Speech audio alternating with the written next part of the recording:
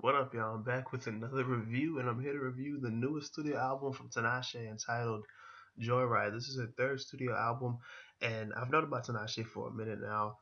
I've seen her featured on projects with other artists, like her contemporaries, her peers, alternative R&B artists, where she's been featured on their projects, and she's been featured on projects of hip hop artists as well, hip hop slash R&B artists as well.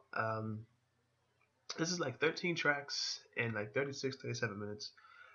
And I just wanted to review this. I wanted to listen to it and review it because I was like, I know Tinashe is good.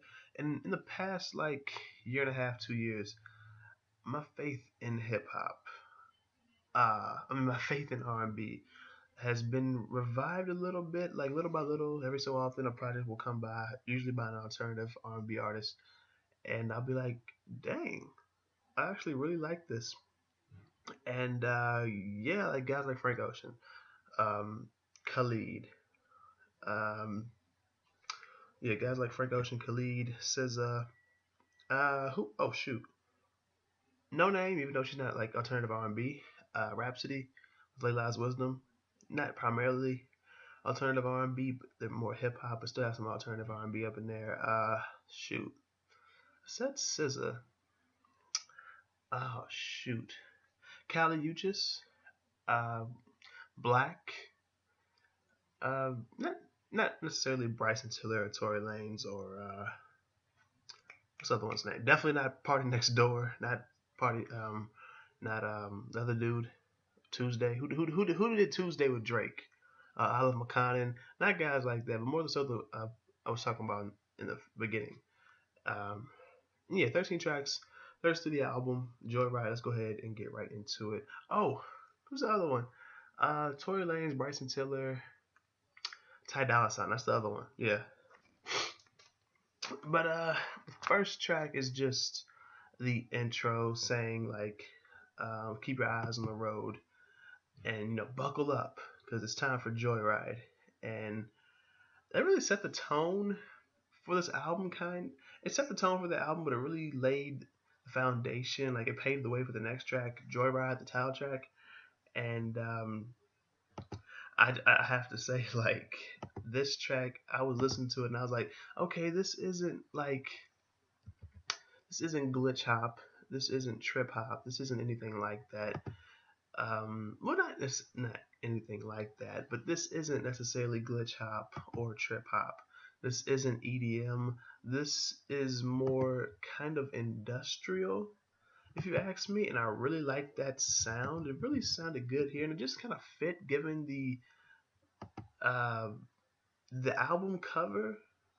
The album cover, I was like, this is gonna be something else, and just that sound, that industrial vibe that I get from this track with the beat on it. It just fits with the album cover. Like I could see this album having that type of vibe, and the vibes that it just gives off anyway.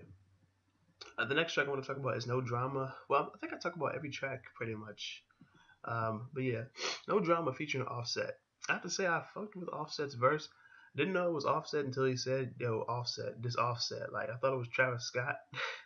And I like this track. It's surprisingly how I'm surprised how much I like this track because just not because Offset's featured on there. I mean, I fuck with old Migos, not necessarily new Migos, even though they have some good stuff still. But yeah, I mean, just surprised because just with the not necessarily what the track's about, but just I don't really get into like I just don't really get into a track like this. Like when I usually hear a track like this, I'm like it's not necessarily good or bad. It's just not for me. But I actually really like this track. Track number 4, he don't want it. Just pretty much saying like, hey, he don't want it, which it gets it's ironic, but we'll get into that why that's ironic in a minute. This next track, Ooh La La, I think it's one of the weaker tracks on here. I mean, I like it. It's not bad. Um, but yeah, the reason track number 4, he don't want it, was ironic because when you go to track 6, Me So Bad, featuring Ty Dolla $ign and French Montana, on a bit of a dance hall beat here. Well, dance hall beat, so you get that vibe. Saying you want some me, you want me so bad, you want some me so bad. it's like, dang, went from not wanting it, now you do want it. And Ty Dolla Sign, like always, I like him when he's featured. I just don't really care about his projects itself. Like I can handle Ty Dolla Sign on other people's projects, so I can handle him in bits. Just him primarily, no, because I'm just not into like Ty Dolla Sign like that. Like Beach House 3, even though I thought there were some really good tracks on there, I was like, it's just that's not my cup of tea. But it is good music though. I can recognize that. I mean, I'll listen to Ty Dolla Sign over like those people I mentioned. I love McConnell, Party, definitely over freaking Party Next Door. God, I listen to Ty Dolla. I listen to him over freaking Bryson Tiller. Um, yeah, and French Montana, he's just being French Montana. Ha. So yeah, it was a cool track. Liked it more than I thought I would. Like, dance hall is not bad. I just don't get into it like that. But it is the thing. Like, it is the new thing. Like, ever since Drake came out with Views back in April of 2016, uh, 2 years ago, um, we've been seeing more artists, hip hop artists, and alternative R&B artists going for dancehall. And I'm not necessarily mad at that. Like, the music's not bad.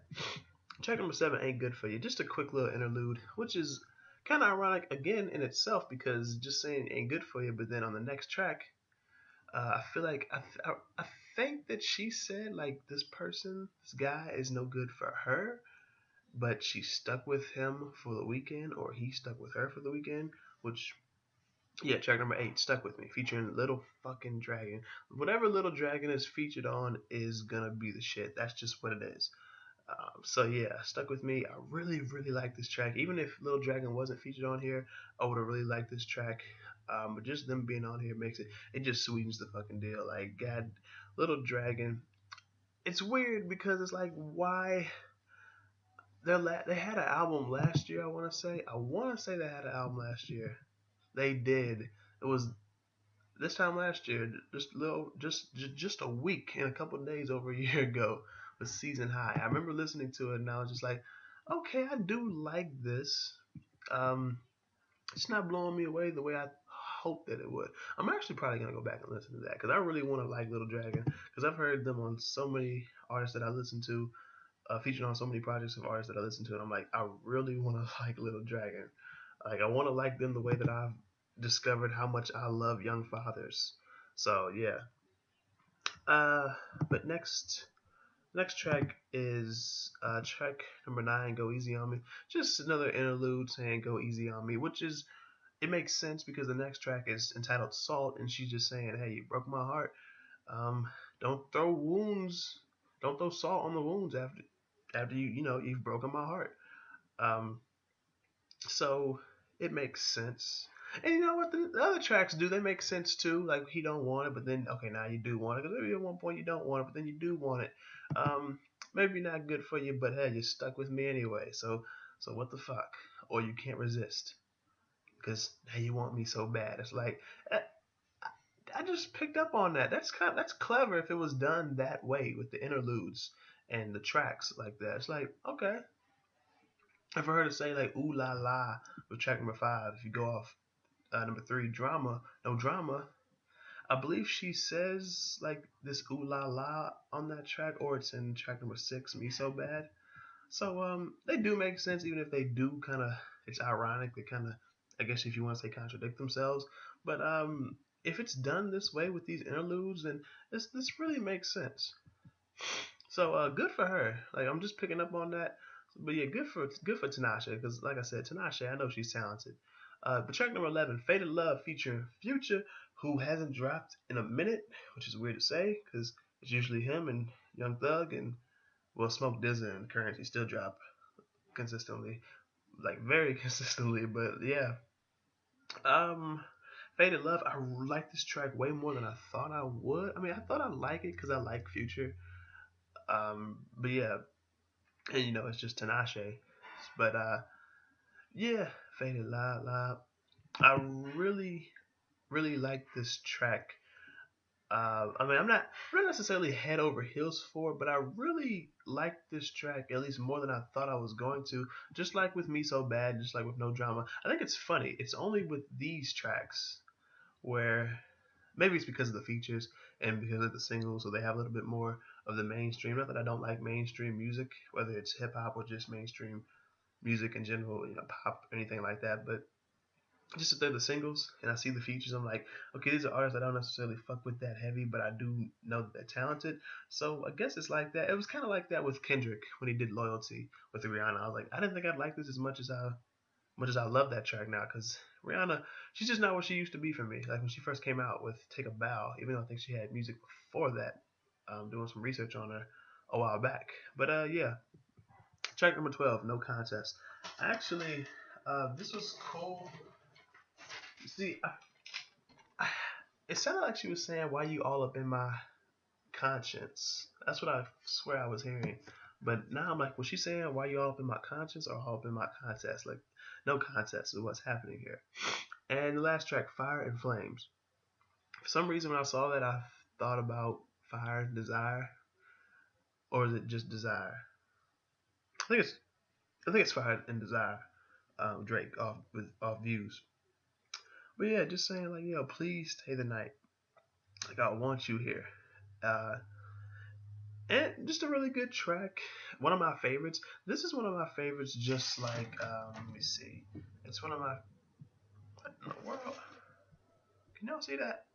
Okay, y'all can't see that. I was like, what the hell? But yeah, it's one of my favorites. Just like no, just like Faded Love is kind of actually one of my favorites on here. Stick with me. Stuck with me. Yeah. Me So Bad. It is one of my more favorites, but I wouldn't say it's like the favorites.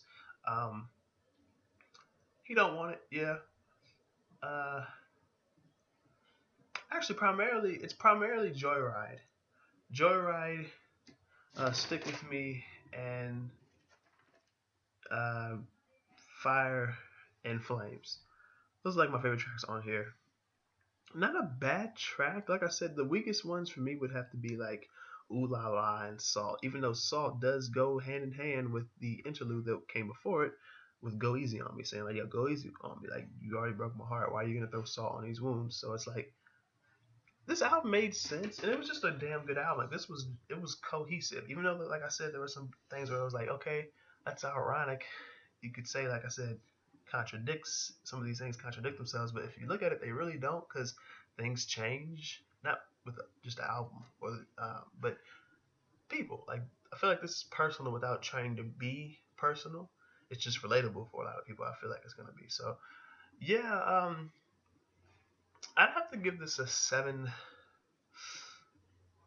I'd give this a 7.25 to a 7.5. Like this is one of the best projects that I've heard this year, as far as alternative R&B, and it's one of the best projects that I've heard. Like this is one of the most cohesive. Like things just make sense with this album. So props to Tinashe, third album, and you're only 25. Like good for you. Like really good for you. You're one of the most talented.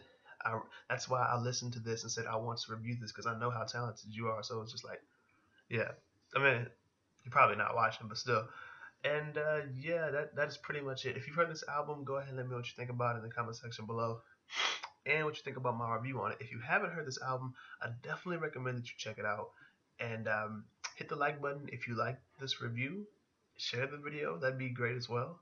Subscribe to the channel if you're new, and just check the description so you can see everything from my social medias to my PlayStation Network account name, which is just DynamicJAB anyway. But and just everything else that you think you can connect with me on outside of like Tumblr. I don't have one of those. And yeah, that's pretty much it. Thank you for watching, and I will see y'all next time.